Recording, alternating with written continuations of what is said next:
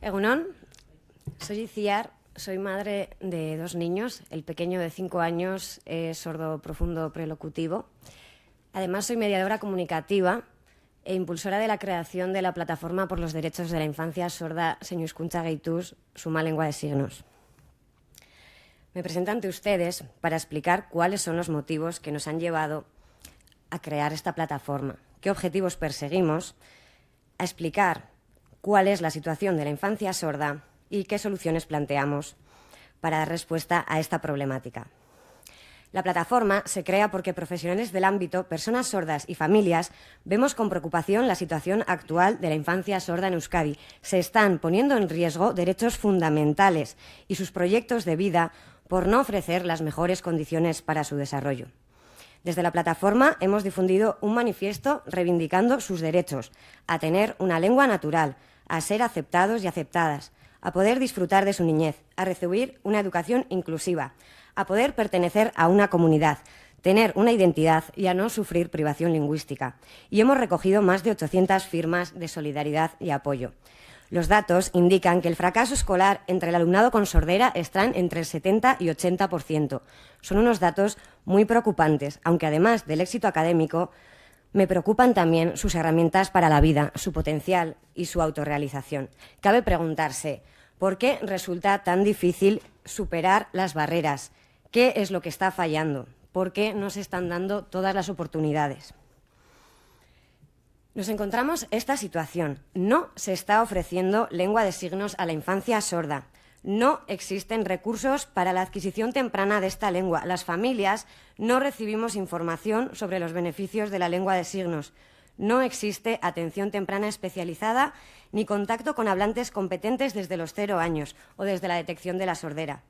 No existe modalidad educativa con la lengua de signos como lengua vehicular de aprendizaje y asignatura propia. No existen contextos y grupos de ocio y tiempo libre, ni entornos de encuentro, socialización y empoderamiento para la infancia y juventud sorda. No se les da la posibilidad de desarrollar de forma completa una lengua natural. ¿Por qué no se les está ofreciendo la lengua de signos? ¿Y por qué es importante que tengan este acceso? La realidad es que a día de hoy se están dando pasos en la aceptación de las personas con discapacidad, pero queda mucho camino por recorrer y todavía existen prejuicios y mucha visión patologizante. Esto afecta gravemente a la autoestima de las personas sordas y entiendo que es la razón por la que a día de hoy predominan ideologías oralistas en su educación y la lengua de signos no tiene un papel protagonista. Me gustaría explicar los motivos que pienso que nos llevan a negar la lengua de signos a la infancia sorda a través de mi propia experiencia y mi propio proceso personal de descubrimiento. Cuando yo descubrí que mi hijo era sordo, en un principio no tenía ni idea del tema, no conocía nada, tenía, y ahora lo asumo sinceramente, un montón de miedos venidos de prejuicios, de ideas preconcebidas, y también entiendo que a falta de información todavía haya mucha gente que también tenga este mismo tipo de creencias preconcebidas y erróneas. Básicamente lo veía como algo va mal, un fastidio, un defecto, un error. Así que me parecía muy lógico el planteamiento de los profesionales sanitarios ante el caso. Tenemos un problema, que falta audición y la solución urgente tiene que ser devolver la audición. En la Asociación de Familias me aseguraron que gracias al implante y los audífonos actualmente todos los niños y niñas sordos y sordas hablan y oyen, eso sí, trabajan mucho. Pero por suerte busqué y me informé por mi cuenta. Busqué otras fuentes y lo que encontré me ofreció un punto de vista más coherente con lo que veía, que era un niño sano, con capacidad de aprender, con ganas de interactuar, que estaba creciendo, que no estaba roto ni defectuoso. Fue muy chocante para mí leer y escuchar a personas sordas que expresan su orgullo de ser como son, que narran cómo a sus progenitores les asesoraron para tomar el camino únicamente de la rehabilitación oral, igual que a mí, y cómo perdían tanta información que su proceso de aprendizaje y educativo fue duro y desastroso. Cómo la lengua de signos fue tan vital para poder aprender y comunicarse con fluidez, comprensión y expresión total, sin esfuerzo ni limitación, y cómo además esta les da un marco cultural e identitario, un lugar en el mundo, siendo una minoría que desea que las mayorías les vea, acepte y respete. Toda esta información me hizo plantearme mejor cuál era mi objetivo. Lo principal no es que mi hijo oiga y hable para que sea el niño oyente que yo esperaba. Lo principal es aceptarle, porque está bien, porque la diversidad enriquece. Y donde me voy a preocupar es en atender sus necesidades de desarrollo. ¿Y qué necesidades de desarrollo tiene un niño o niña sordo y sorda? Pues dentro de las particularidades de cada uno, en realidad las necesidades son las mismas al resto de niños y niñas, o sea, un ambiente rico y estimulante que permita desarrollar su potencial. Un momento.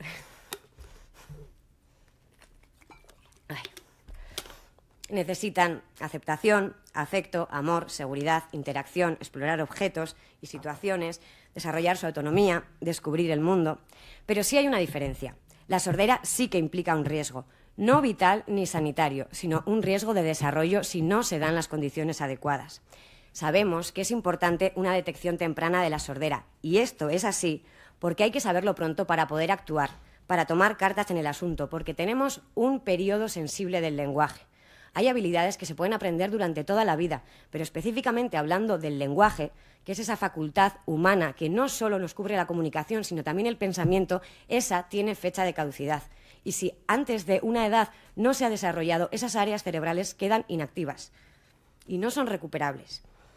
Y esta teoría la conocen y manifiestan todas las personas profesionales que trabajan en el ámbito de la pérdida auditiva. Es bien conocida.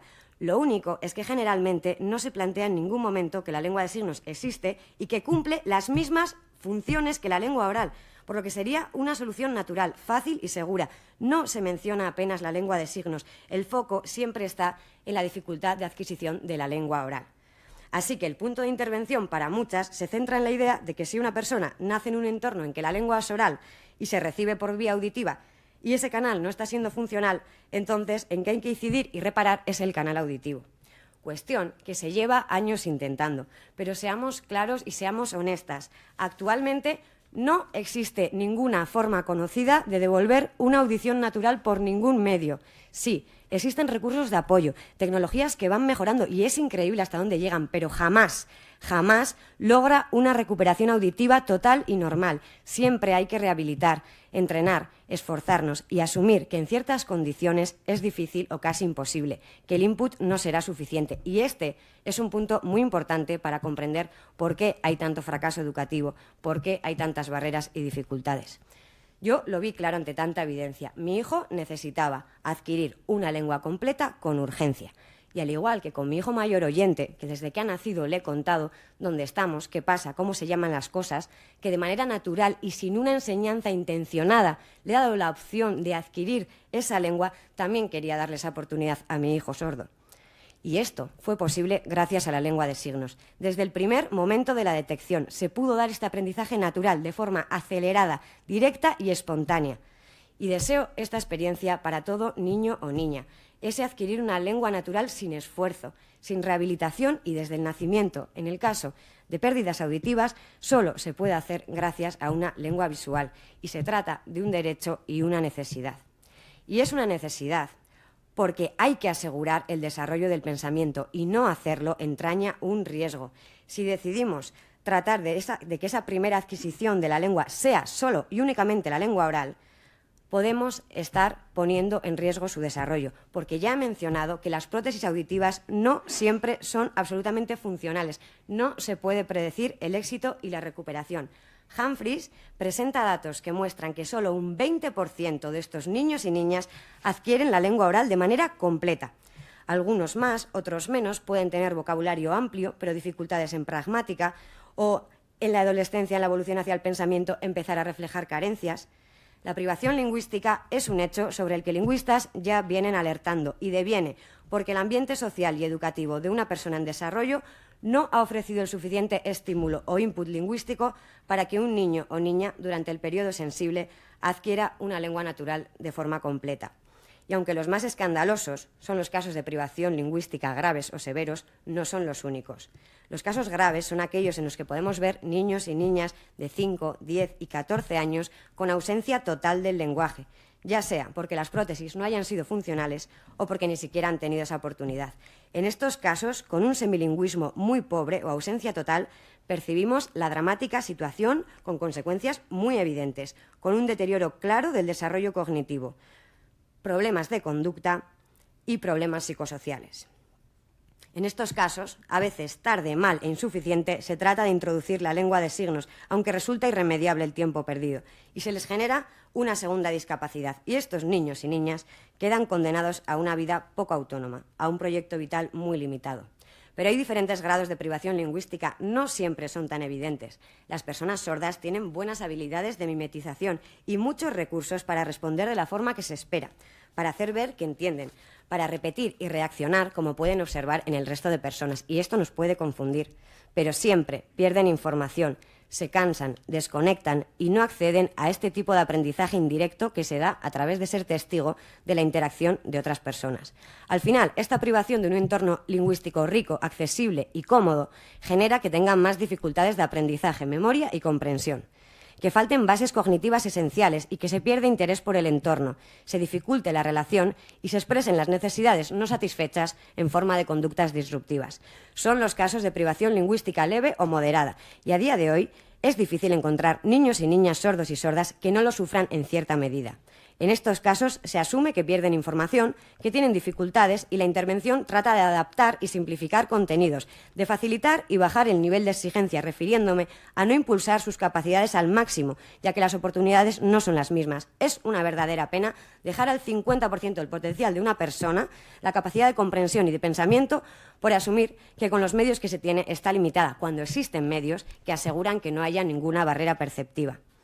También existen aquellos casos claramente exitosos, en los que desarrollan en muy buen nivel una lengua oral gracias a las prótesis y rehabilitación, aunque siempre con esfuerzo extra y el cansancio que conlleva. Pero es en estos casos de éxito tan celebrados en los que se basan las personas que defienden una educación puramente oralista para la infancia sorda, demostrando así que una persona sorda se puede desarrollar perfectamente sin necesidad de lengua de signos y comunidad sorda.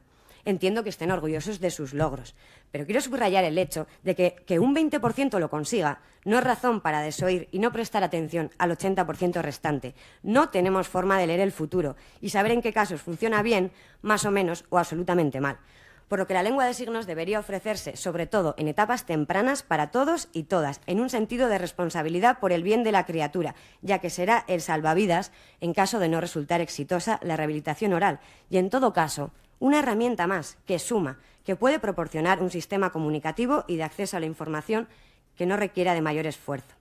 He visto cosas que romperían el corazón a cualquiera, niños, adolescentes, que no pueden expresar lo que necesitan más que golpeando y señalando, personas adultas con muy poca autonomía, y nadie está asumiendo responsabilidad por esta negligencia.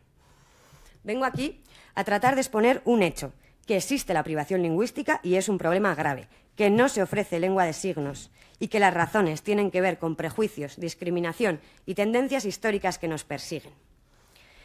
Nuestros 3 objetivos principales de la plataforma Seinu Hizkuntza Gehituz son evitar la privación lingüística, fomentar una mirada humanista hacia la discapacidad y la aceptación de la sordera y procurar a la infancia sorda comunidad, identidad, referentes y un lugar en el mundo.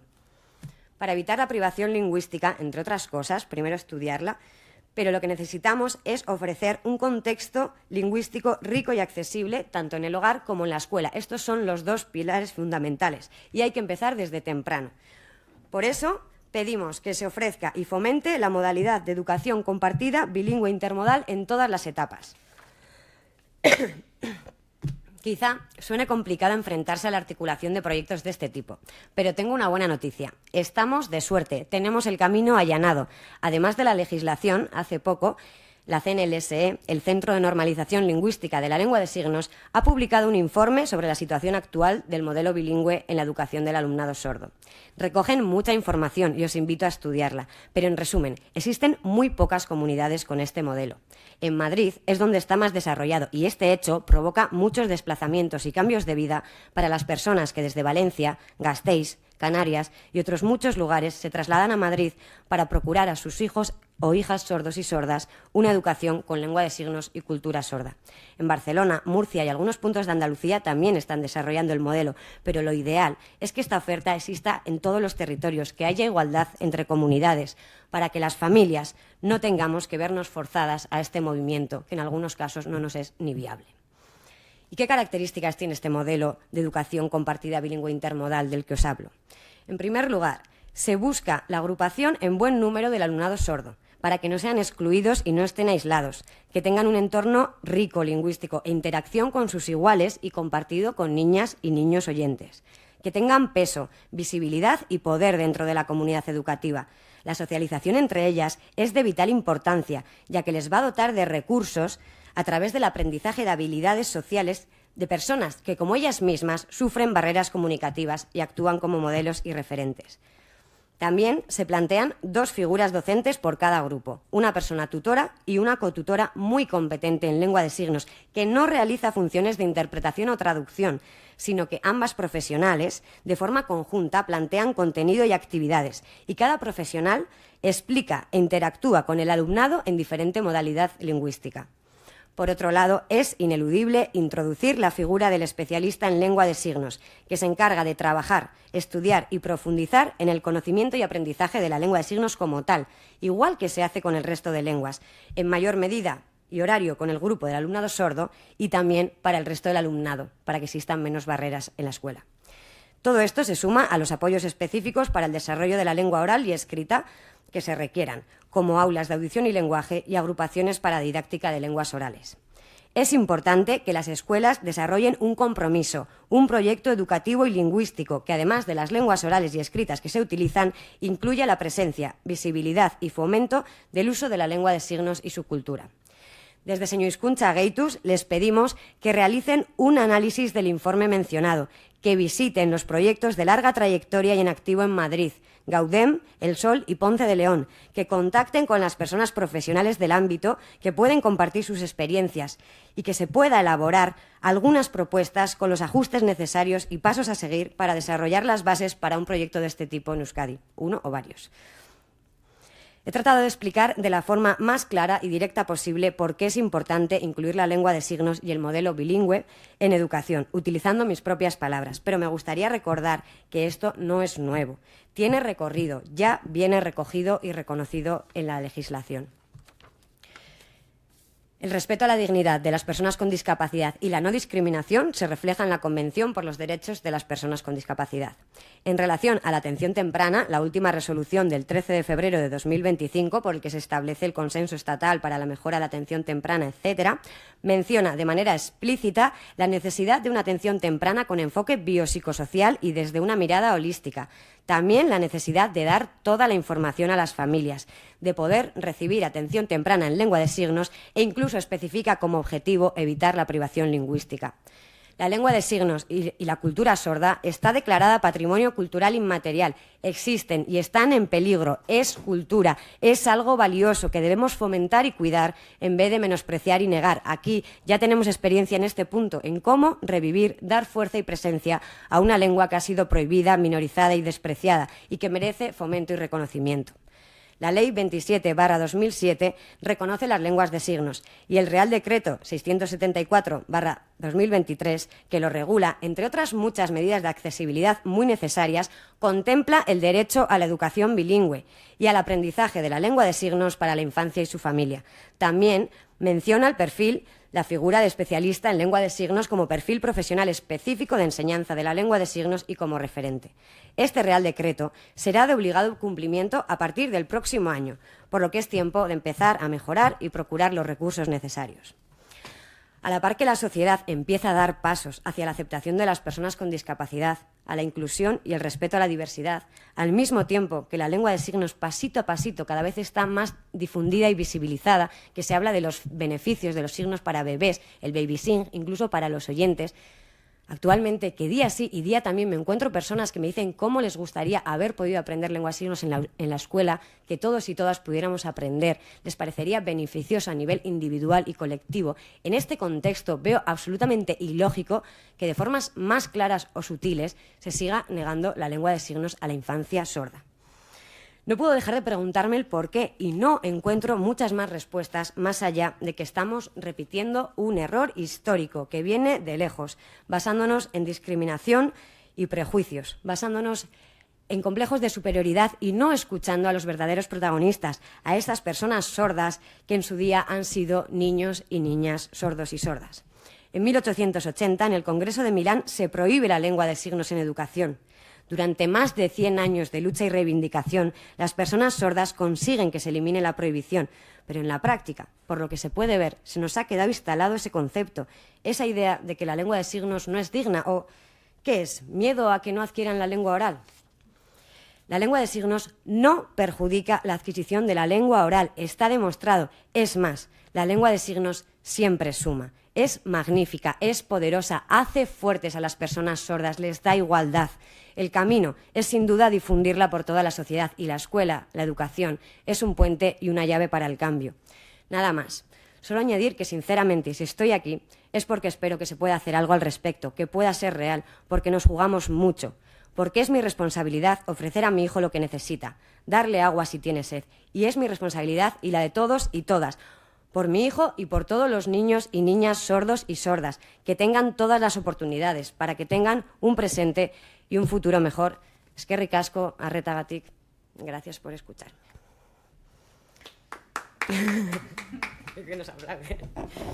Eskerrik asko.